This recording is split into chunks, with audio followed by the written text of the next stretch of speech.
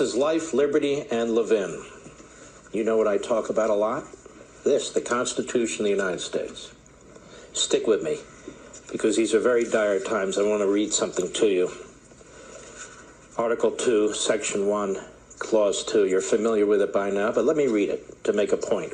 Each state shall appoint in such manner as the legislature thereof may direct a number of electors equal to the whole number of senators and representatives to which the state may be entitled in Congress. That's the United States Constitution, your Constitution. And the fact that I just read that will be considered controversial. Controversial in the radical left-wing media and controversial by opinion columns all over this country. Why? Because I dared to read to you a part of your Constitution that was violated on Election Day in at least 4 states: Pennsylvania, Michigan, Wisconsin, and Georgia.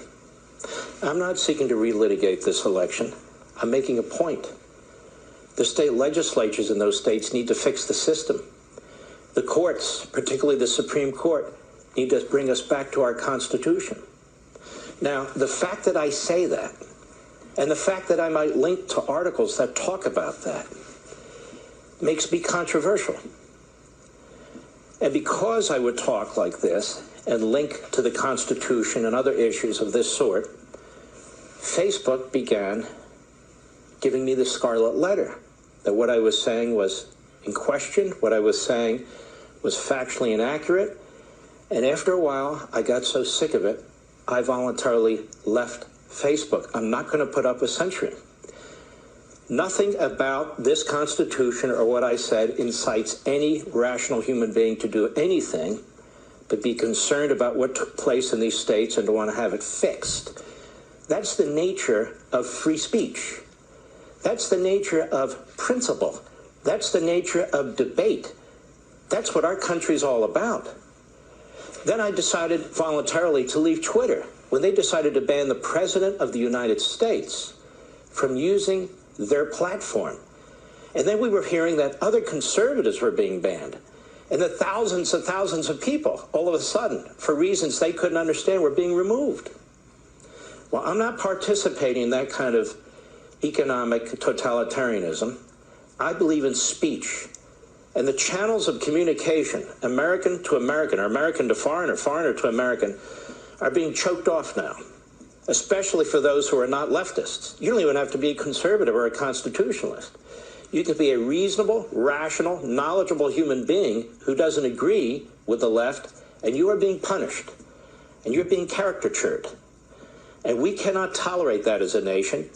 Furthermore, I'm not going to have my millions and millions of listeners and viewers be monetized by these multi-billionaire monopolists. They use your name, they use your data, they use your information, your private information without your knowledge to make money. They sell it, they trade it, God knows what they do with it.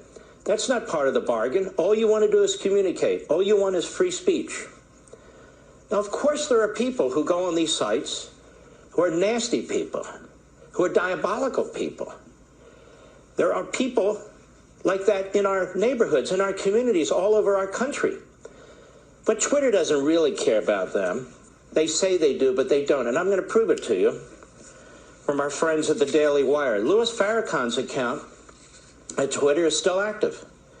Louis Farrakhan, the most famous anti-Semite in America today, although there's a lot of competition for that right now, still has an active Twitter account despite routinely comparing Jews to termites, among other things. Farrakhan, head of the notorious Nation of Islam, tweeted in 2018, "I am not anti-Semite, I'm an anti-termite." Though Twitter removed the verified check from his account following a tweet about the satanic Jew in the synagogue of Satan, his account still remains active in public as of this program.